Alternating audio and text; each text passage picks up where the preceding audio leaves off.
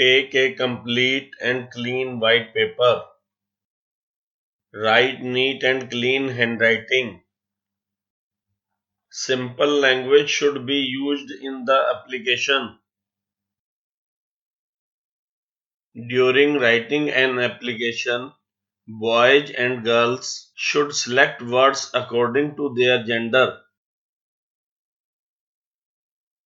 leaving the space of 1 or 2 lines above the white paper and leaving some space on the left hand side of the white paper. Write date. In some cases, at the end of the application, date can be written to the left. Address to Chief Officer with respect. In the next line, write the principal. See example. The head teacher, headmaster, headmistress, chancellor, principal, or school director. Another title can used according to circumstances, situation, need.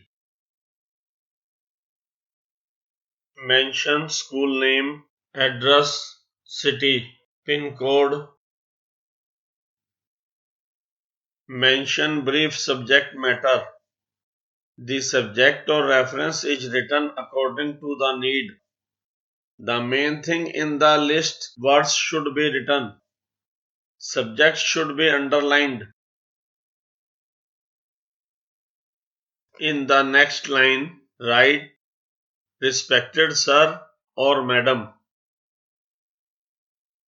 In the next line, write a clear reason when requesting. See example. You can write various reasons according to circumstances. Mention request for the holidays. See example. In the next line, mention thank you. See example. The language of gratitude can be written in addition to the given example according to the need. In the next line, after writing your details, make signature and complete the application. See example. Now you can check your application with this draft. If this application written by parents follows matter as per below. अगर माता पिता यह प्रार्थना पत्र लिखते हैं, नीचे दिए गए अनुसार लिखें. Application waive of school fee. Some popular formats of date writing in the world.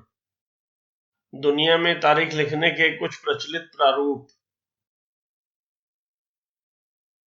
English word principal का हिंदी में अर्थ प्रधानाचार्य या प्राचार्य या प्रमुख या प्रधान.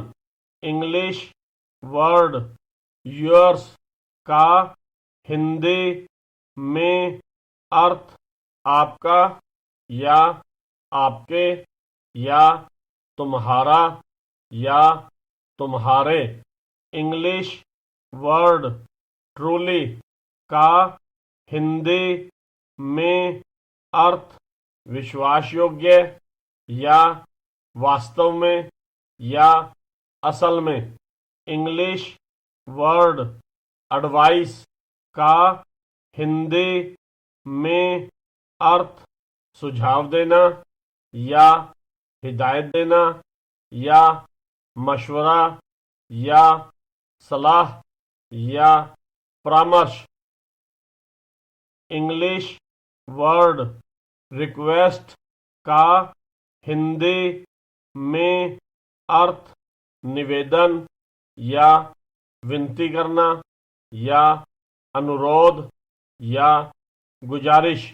इंग्लिश वर्ड ग्रांट का हिंदी में अर्थ अनुमति देना या प्रदान करना या स्वीकार करना या इजाजत देना या मान लेना या मानना। इंग्लिश वर्ड लीव का हिंदी में अर्थ छुट्टी या अवकाश। इंग्लिश वर्ड सफरिंग का हिंदी में अर्थ प्रभावित या बुरी तरह प्रभावित या दुख या कष्ट या पीड़ा। इंग्लिश वर्ड फीवर का हिंदी में अर्थ बुखार या ज्वर या ताप। इंग्लिश वर्ड दैट्स वाई का हिंदी में अर्थ इसलिए।